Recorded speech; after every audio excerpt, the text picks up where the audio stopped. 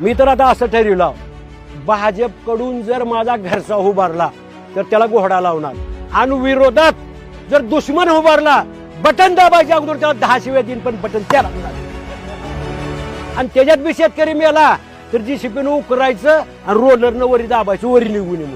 सोयाबीनचा भाव होता 5,000 ते 5,500. तेव्हा ह्या पाशा तोंडवाशानं आणि ह्या देवेंद्र्यानं चलो नागपूर पायी दिंडी, सोयाबीनला 7,000 भाव द्या, शेतकऱ्याचं कर्ज माफ करा. आज सगळ्या वस्तूचे भाव दुप्पट ते तिप्पट झाले. डिझेल घ्या, पेट्रोल घ्या, गॅस घ्या, खताचा भाव काय होता 400, पुन्हा त्याच्यात GST, 400चा भाव आज 1450. किती वाढले? तिप्पट. आणि मालाचा भाव 800 कमी, 4200 विकतोय, 4300 सोयाबीन. अरे ह्याच्यात माणसं काय, तुम्ही देव ज्याला म्हणता त्याला आणून उतरावा आणि जग म्हणा, त्याला बी आत्महत्याच करावं लागते. तसं शेतकऱ्याचं का 10 वर्षाचा भाव असतो का आज? ते बी तेवढी सुद्धा भाव नाही.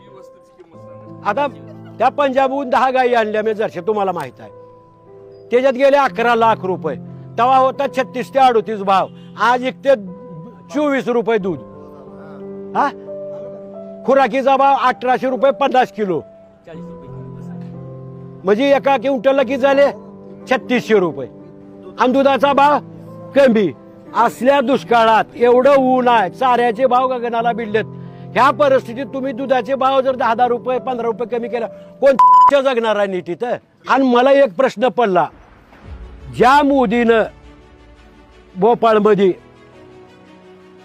2-4 लाख लोकांपुढे म्हणला की अजित पवारानं 70,000 कोटीचा घोटाळा केलाय. हा, मग 70,000 कोटीचा घोटाळा केला आणि 2 दिवसात ऐकण्यात आलं की शपथविधी झाला आणि महाराष्ट्राच्या तिजोरीच्या अर्थखात्याच्या चाव्या त्याला दिल्या. मग मला प्रश्न पडला, ही अन्न खात्यात की वाटायला मला, कारण अन्न खाणार तर एवढं लबाड बोलणार नाही. 100 कोटी पैसे लागले त्या केजरीवालच्या माग, कुठं सापडालं नाही. 1.5 वर्ष झालं ईडी छापे मारून 25दा बेजार आहे, 1 रुपया सापडला नाही त्याला मधी. आणि 70 कोटीवाल्याला उपमुख्यमंत्रीपद. वारे देश, ह्याच्या पैसे लोक मेले का देशापाठी? हा, आणि ती देव देव म्हणून. अरे कुठं आहे स्वतःची माई बाप सांभाळणार, कुठे आणून देव दगड, आणि ज्याला करायचं ते करल ना तिथं जाऊन देव देव. माय बाप सांभाळायला तयार नाही. आणि राम राम, बर तुम्ही हिंदू आहो, राम दाखवला तुमचा, 10 फुटाचा मोदी 2 फुटाचा राम तुमचा, तरी बी तुम्हाला राग आला नाही. म्हणजे रामाहून मोठा आहे का मोदी? का चाललंय की काय नाही या देशात, मला हीच भानगड कळणार. मी तर आता असं ठरवलं, भाजपकडून जर माझा घरचा उभारला तर त्याला घोडा लावणार, आणि विरोधात जर दुश्मन उभारला बटन दाबायच्या अगोदर त्याला 10 शिव्या देईन, पण बटन त्याला झालं. अहो एवढा नीचपणाचा कळच असते का? ओमदादाविषयी काय वाटते? ओमदादा सारखा तर नंबर 1 माणूस नाही. बर ती ओमदादाला तर देईलच, जनता देईल, पण मी काय सांगायला, माझ्या दुश्मनाला मी देईन पण ह्यांना देणार नाही, इतका वैताग आलाय. अहो शेतकरी जगल कसा? आणि जे 4 पैसे आहेत नोकरदार ती दिमाखाने बोलती ती शेतकरी असेच मग. अरे तुझे 2 महिन्याची पगार नाही होती, तुझी माय रडत बोंबलं तिरतो. आमचे तर 6-6 महिने उसावाचे बिल देत नाहीत. फडणवीसनं राष्ट्रवादी फुलली, शिवसेना फुलली, ह्याच्याबद्दल काय वाटतंय तुम्हाला? त्यांच्याजवळ माणसंच नाही तर आयतेच घ्यावं लागते. याला 1 बी लेकरू झालं नाही, कुठलं आणते मग? सगळे बाहेरले जाणावं लागते. आणि जे देशात जेवढे पक्ष आहेत त्याच्यातले जेवढे भ्रष्टाचारी बलात्कारी टोटल भाजपमध्ये आले. बाकीचे जे आता राहिलेत ती एकदम प्युअर आहेत. दुधापासून आम्ही तयार करतो, अन्न आम्ही करतो तयार, आणि आम्हाला 2000 द्यायला का आम्ही भिकारी आहो का? अरे फक्त आम्हाला भाव दे, काहीच देऊ नको, फुकट काहीच द्यायचं नाही. आणि त्याच्यात बी शेतकरी मेला तर JCPनं उकरायचं आणि रोलरनं वरी दाबायचं, वरी निघून येणं. पण आपल्या बापानं पिकवलेली माल आम्ही या देशात जगत असतात. तुमच्या मनावर भाव घेता का नाही? खतं तुमच्या मनावर, औषधं तुमच्या मनावर, मोबाईल तुमच्या मनावर, चष्मा तुमच्या मनावर, चप्पल तुमच्या मनावर.